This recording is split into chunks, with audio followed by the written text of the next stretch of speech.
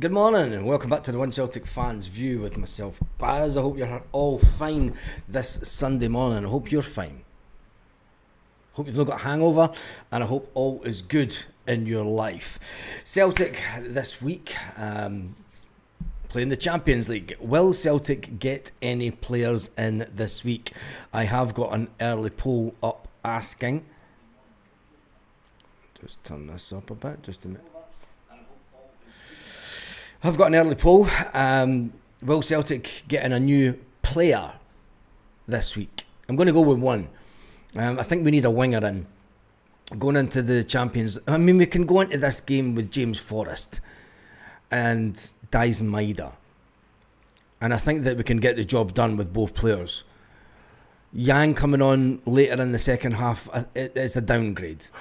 So the question is do you think that Celtic will get a player in? And I think it'll be a winger. Now, before we go on and talk about the rest of the game, for the people that were at the game on Friday night, you will have noticed the new crowd management measure, as John Paul Taylor has said on Twitter. I need to get that up actually. Let's get his comment up, because he did reply this morning to fans that have been asking him the questions online, and this was his reply this morning. I appreciate all the feedback from Friday night's new crowd management measures in the North and Lisbon stands. I'll share all of this with the club as part of planning for Wednesday's match. I'm going to read some of the comments on his post before we get into discussions about it. Is it too early for a breakfast beer? Not at all. Not at all. Some of the comments on the post. Maybe share the fans want some effing signings, let's be honest. You're going back to the thoughts where the clubs really won't care. The club won't care what the fans say. When are the Celtic FC board going to spend the 100 million we have rotten in the bank account? Paradise is depleted and falling to pieces. Brendan Rodgers is reduced to begging for new players in the media. We've spent less than 3 million this summer. Why are we hoarding the money? Says Tapsaf. It worked exactly as you'd expect. A whole load of arsehole stewards on a massive power trip, treated like customers by the board. Unbelievable nonsense. This is nothing new, and I'll give you my thoughts on what is happening. We had discussions about it on a WhatsApp group last night, and I'll give you my thoughts on it. P.S. Tell the pony up with some investment in the team. This is a riot waiting to happen. It will cause some serious injury. It must go against some health and safety concerns. Can't believe we're being treated like this in our own stadium. Whatever next? Fans treated with no dignity at all, like criminals. What's next? Full body searches inside the ground. It actually creates an unsafe environment for fans and the stewards. Sort it out, Celtic. Absolute shambles, the next comment. Treating fans like criminals. Our club is a shambles. Fans are only seen as paying customers. The board don't care as long as the money keeps coming in, says Celts 420. Joseph says, typical shit show. Maybe they should be more concerned about getting players in. Shambolic it was. Lol. I have shared my same thoughts before and after the Bayern game, but these new measures are a total pain for those in LL and who want to head back towards the city centre after the game. Add significant time in our journey. Yeah, that's when they close the back end off. When they close the section off behind the stadium. That's been done for years, so if you're at that end of the stadium and you just need to walk through the stadium and get through to the other side. I used to have to do it. Much improved, thanks, says one commenter. I think he's been a bit facetious with that one. It's an accident waiting to happen. Whoever came up with this needs spoken to. Any news on your report shared with the club over the kettling incident last season?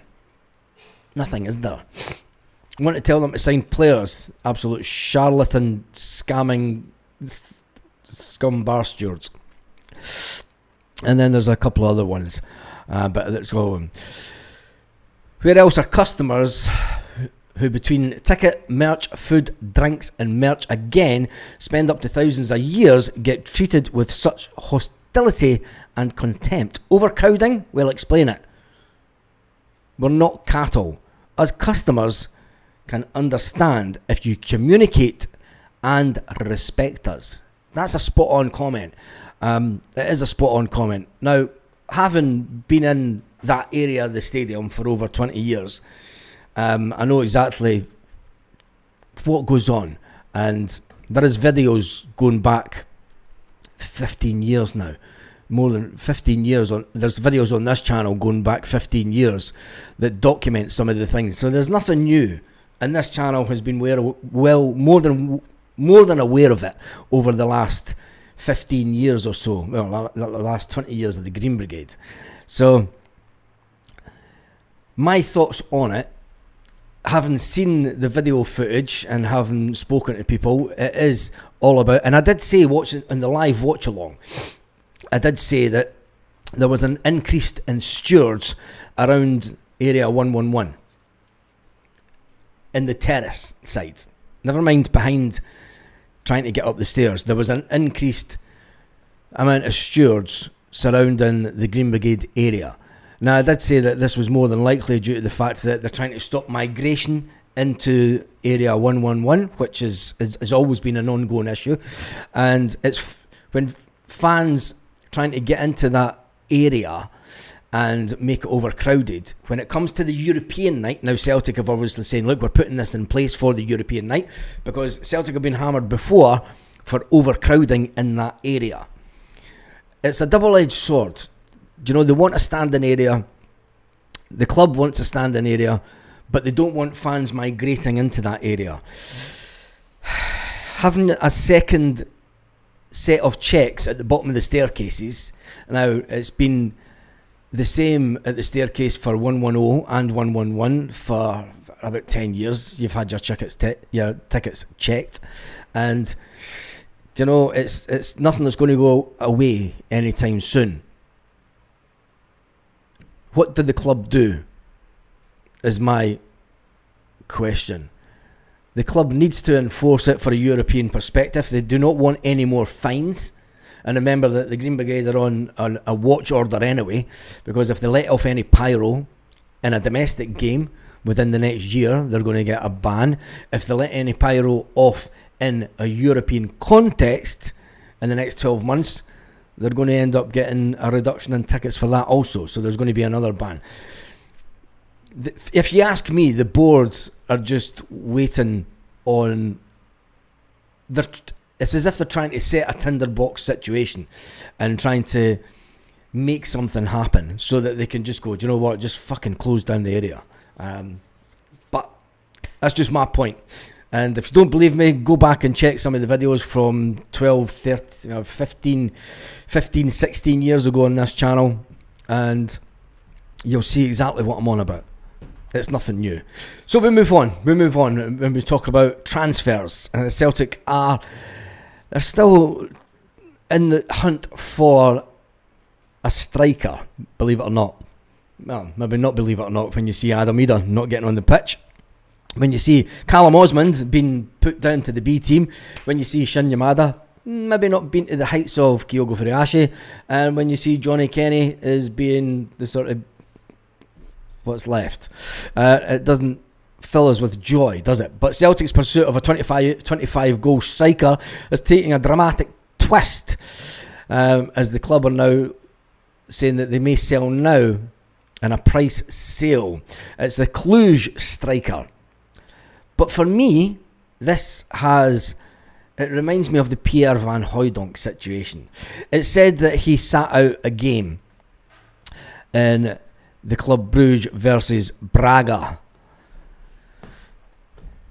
qualifier in the Europa League. It's if he's going down that road, it's got trouble written all over it. And is that really the type of player that you want at Celtic?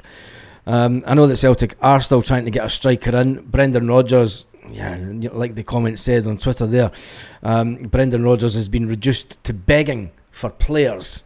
And let's talk about experience and let's talk about quality. Because over the years, Celtic have spent good money on players. Going back over 25 years ago now. Yes, 25 years. 25 years ago. To think that we spent £6 million on Chris Sutton in 2000. In 2001, we spent £6 million on John Hartson. On 2019, Christopher Julian came in at £7 million. Before that, in 2018, Odsonne Edouard came in at £8 million.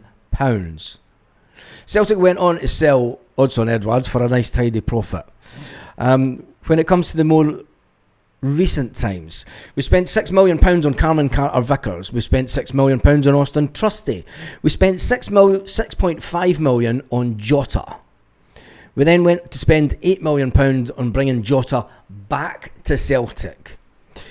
We also spent £9.5 million on Adam Ida. Cough, cough. We spent £11 million on Arne Engels. And there's no disputing that Arne Engels is a fantastic player. And what Arne Engels brings to the game, if you don't think that Arne Engels is worth the money, and if you don't think that Arne Engels is going to get better, you need to pull your head out the sand. Because Arne Engels is absolutely a fantastic workhorse. He proved it in Europe last year. He proved it in the game of Friday night. People say, look, it's Falkirk. His delivery and everything that he brings, you pay for that in the modern day. Do you know, if it was 20 years ago, Arne Engels is going to be worth 4 or 5 million, the same as Chris Sutton. Do you know, when you take inflation into consideration, I mean, what would John Hartson cost today?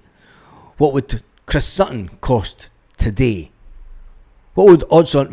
Well, don't talk about that one because he's went down in value. But, you know, that's the calibre of player that we think as fans should be coming into the club. It's that calibre, that type of physicality, that everything that Brendan Rodgers talks about, the mentality and everything. Although when John Hartson came to Celtic, he had missed out on a move somewhere else because of a medical. And Chris Sutton was pure and utter garbage at Chelsea. Even though he'd done well at Blackburn before he's moved to Chelsea, he was utter garbage, wasn't he? Let's face it. Having come from Norwich to Blackburn Rovers to Chelsea, where he was rubbish, and then coming to Celtic for £6 million, he was fantastic at Celtic. Chris Sutton, scored only 80 goals in 200 appearances. 80 goals in 200 appearances. Adam Ida has scored 30 goals. And how many appearances has he had? It's not 100 yet, is it? So it's not a bad return from Adam Ida in the modern game. And yes, he's maybe not as good as Chris Sutton, but what does it tell us? It tells us that the board need to spend money on quality.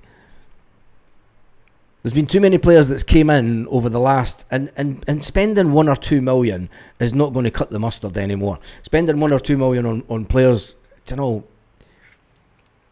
it's just not going to do it. You only get lucky so many times. Do you know, it's like throwing a dart at a dartboard with a blindfold on. And I think that that's the current transfer policy. Now, Celtic have up until 24 hours before this game, Brendan Rodgers said, to bring a couple of players in.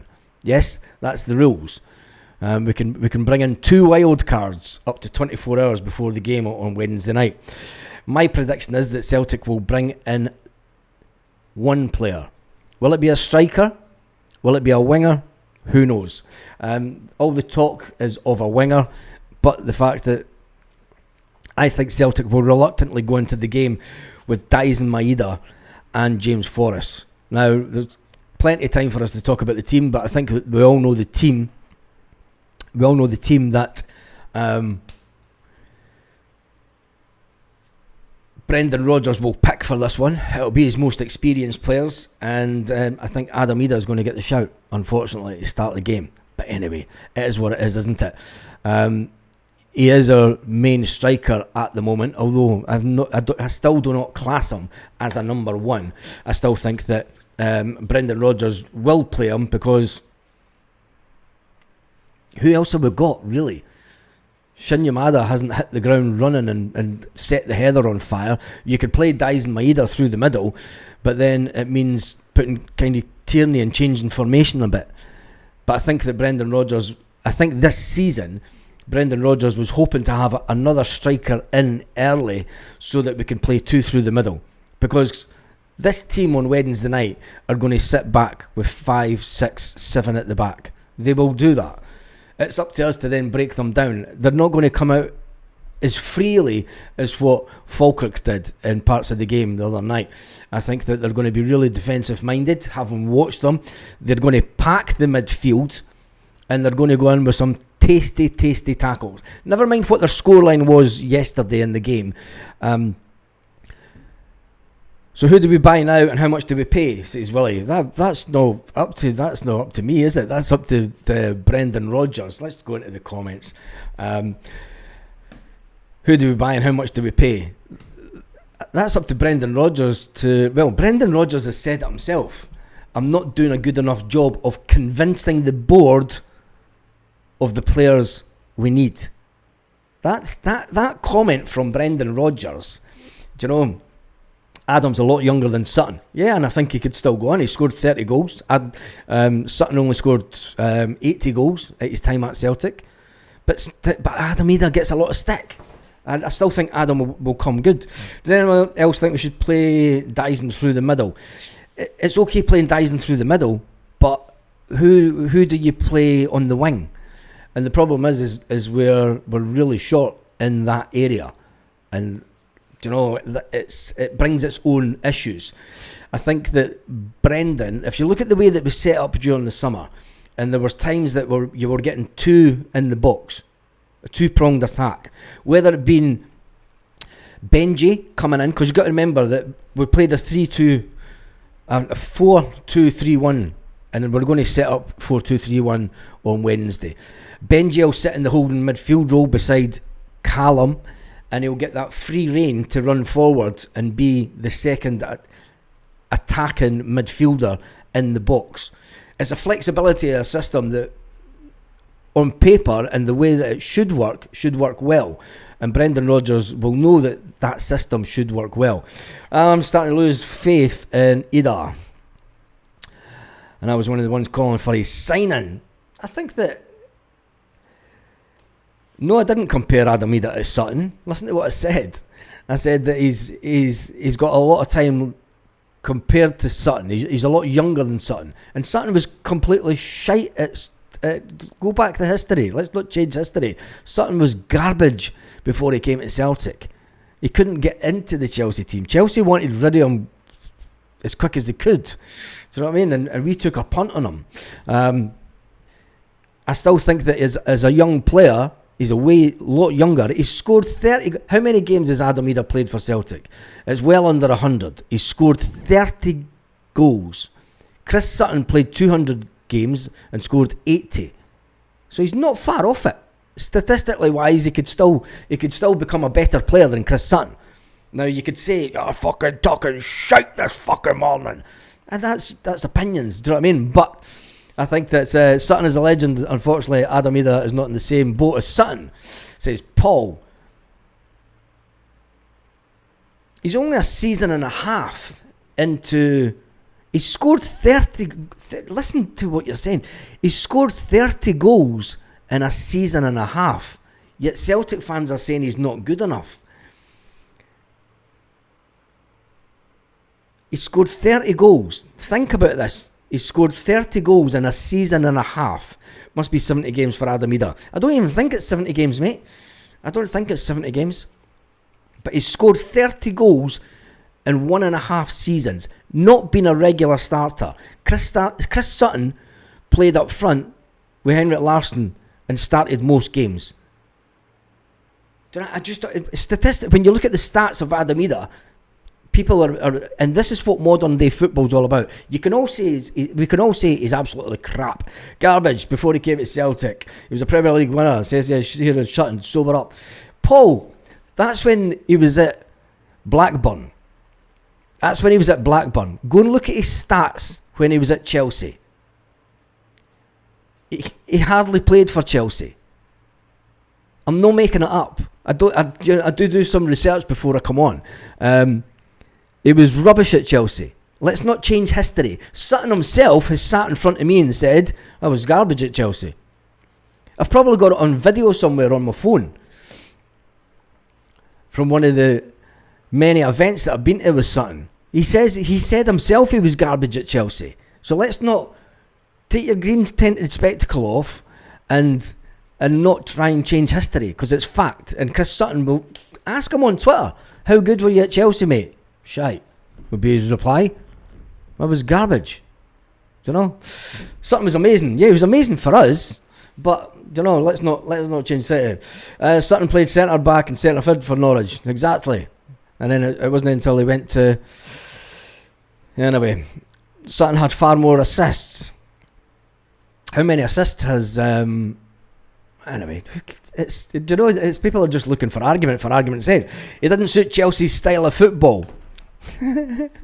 Maybe Adam Ida doesn't suit Celtic's style of football. Anyway, that's beside the point. The fact is that we need to spend the money on quality, and especially if we want to keep this man happy, because I think that he is not happy to... he's not happy what's going on at Celtic. When you think about the quality of the players. Now, the reason that we're all talking about this is because over the years, we have spent good money, going all the way back. I mean, what would Chris Sutton cost in today's market?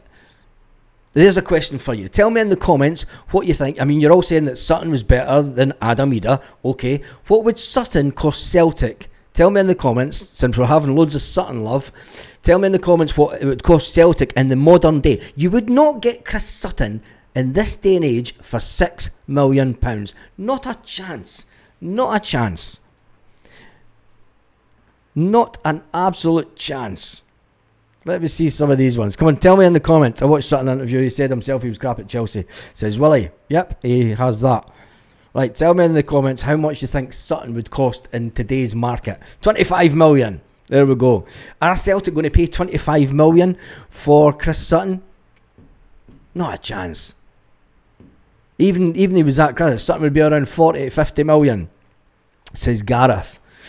Let's come on, get them coming in, because it's important that we look at where we've came from. Chelsea had to play Blackburn 50 million, so we'd have to pay 25 to 20 to 25 million. And it's just not going to happen, is it? It's just not going to happen. And that's the reality of the situation. And that's all I'm trying to get fans to do, is think about where we've came from in the past and the level of player that we used to be able to sign. And remember, at that time, these players were only on 25, 30 grand a week. And it was the same with English Premier League. You were only on 25, 30 grand a week. Now that's just, it's disappeared into the ether. I mean, Sutton would probably be on wages similar to Kieran Tierney, 150 to 200 grand a week down in the English Premiership in this day and age. 30 million, 25 million. 30 million for Big Sutton, 45 to 50 million 20 from Chelsea. Shouldn't the Tim to be worth more than 30 million, says Easy Neville, who's trying to take a little bit off it. 25 million for Sutton these days. Exactly, and we need to put that into perspective. You know, half Celtic went backwards. Half Celtic went backwards. Sutton was exceptional at Norwich and Blackburn. Yeah, he was, Tim, but he would admit himself, and he has admitted himself, at Chelsea he was garbage. His words, not mine. I'm not making it up. You know, some people think I sit here and make stuff up, but I don't, as much as you would like to think. So Edward says, Baz, 20 million. Yep, with 25 million all day long. Exactly. And would Celtic pay that? No, they wouldn't. They wouldn't pay that at all. Anyway, when it comes to transfers, Celtic definitely. Adam Ida couldn't get a game for Norwich. And they came through the same team, didn't they? He couldn't get a game for Norwich, but he scored 30 goals for Celtic. Dyson is a 40 million plus player. Sutton's only 25 million after Chelsea debacle. Yeah. Before that, he was 40 to 50 in today's market. Yeah. Sutton would never suited Chelsea. He was a top forward, both Norwich and Blackburn. Can't compare Sutton to pre-Celtic to Adam Ida at Norwich. I'm not saying he was anything like him at Norwich. All I'm saying is, well, Celtic, big difference between Adam is still inexpected. Dave, The big difference is that Adam Idah is still inexperienced. Chris had loads of time when he came. Chris would cost us far too much nowadays in today's money. 25 if you were lucky. And that's all I'm trying to talk about. You're talking about how good Chris Sutton was at Blackburn when he won the league at Blackburn. He then went to Chelsea as a top goal scorer, proven goal scorer. Adam Idah has came to Celtic. He had scored 10 goals, part-time player at Norwich. I said he would score 10 goals, part-time player at Celtic. He did. I said he would double that the next season. He did as a part-time player. Do you know, I think that we tried to compare players, but do you know, we shouldn't really. But the one thing is for sure, Celtic need to get in a striker this week. Torrey Andrew Flo was superb at Chelsea. That's ironic. Exactly. And they paid 12 million for him, and he was absolute garbage. I hope the Celtic will bring in new players. I don't think Celtic will until after the Champions League qualifier. Who gives a flying fuck about Sutton? Why did we pay 9 million for a Norwich reserve? Because we've spoken about it many a time. Kyogo goes down with his shoulder. We don't have another striker that we could bring in, and we signed Adam Idah the very next day because it was thought that Kyogo was going to be out for a length of time. That's it. Joseph, you're making me jealous. How is it down there? I was meant to be down there, but it all fell through. Do you think the Broad... yes, Gus. And I think that Brendan Rodgers is also worried.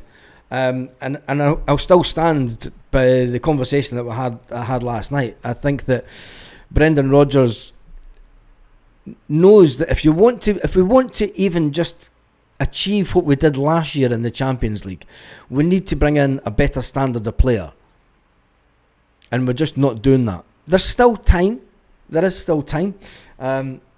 Sutton had 26 assists. Adam has had 2.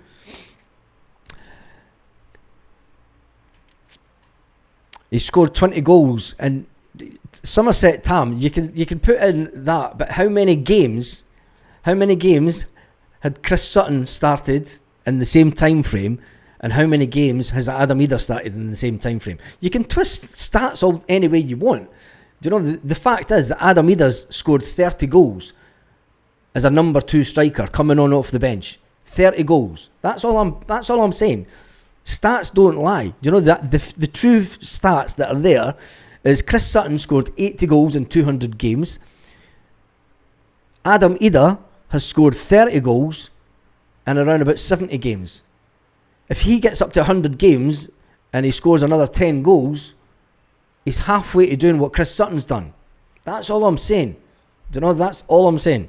We're going to say Adam was worth every penny, says Danny Cassidy. I think I'm the last person who still has faith in Idah. He'll come good, says Hugh. The fact that the manager has faith in him, and look back to what the manager said last season when Kyogo wasn't scoring goals.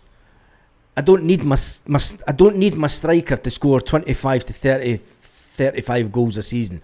I want the goals to come from everyone around the team. So I think that as long as we keep scoring from all positions, and talking about that, I think we're doing quite fine. Sign Mavovsky, he'll be cheap enough. Has he not already been sold? Bowie from Hibs made us sign his deal on the basis of him playing through the centre. I don't think he did, Del Boy. Because at the time, he signed his last deal at the exact same time as Rio Hatate and Kyogo signed extensions to their deals. So I don't think that he signed it with the fact that he was going to be playing through the middle. He was still a winger for Celtic at that time, and Kyogo was still number 1 striker. So I'm not too sure about that one. Anyway, other than that, there's not a lot of Celtic news kicking around this morning. Brentford, that story will not go away. I know that they are in the process of selling a player to Newcastle. I'm not seeing any update on that one yet. But as soon as that one goes through, expect a bid for Dyson to come in. Anyway, there's been over 200. I was kind of trying to get that on 200. It's been 202 votes this morning. Will Celtic getting a new player this week? It's a close one. 56% say yes. 43 are no voters. Interesting. I'm hearing he wants away, says D-Boy. That's a rumour that's been here since the last transfer window. Anyone using the Saudi Arabian way? Nope. Bottom line is we just have everything else. It's just maybes and buts. Yep. He wants away to play through the centre. What's that in Newcastle? Yes, that deal went through yet. Because as soon as that deal goes through, the Wissa and Newcastle deal, that's when the offer will come in for Dyson. It's been the case all summer, and I still think it will be the case. It won't go away because it's true we'll sell Mida for less than 20. It's a disgrace. I don't think we'll sell him for less than 20. I think that Celtic have said in private, they're not going to come out in public, but they have said to his agent it's 20 to 25 million is the asking price. Anyway, Gus says, have a good day. Hot day in Scotland. Well, it's going to be 42 degrees here today, so it's going to be another day for me. It's before you all go, I'm going to do a live this afternoon, and I'm going to do something a bit different. I'm going to do like a Zoom call. So who would all be interested in doing a live Zoom call where I can get as many of yous on as possible? Up to 10. We'll get about 10 people on and to talk about your thoughts, because there's no use just having me. It's going to be a super Sunday. We might come on at the half-time point of the Scottish games today.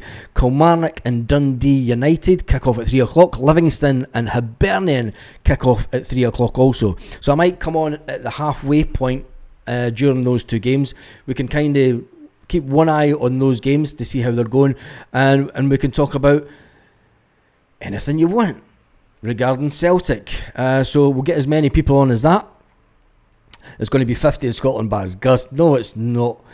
Jesus, the government would shut everything down if it was going to be 50 degrees. Oh, Jesus. Not a chance in hell either, so would draw up, never happen. Says the coolest sibling. I'm not too sure. Telling you, can't wait for winter. Hate this hot weather. I can't wait for September till it just goes down to under 30 degrees. Anyway, I shall see you all later on this afternoon, and let's see how many people we can get on for a Zoom-like Sunday call. Have a fantastic day, Celtic fans, wherever you are, all around the world. I better shave and put clothes on. Let's get that one on the screen before we leave.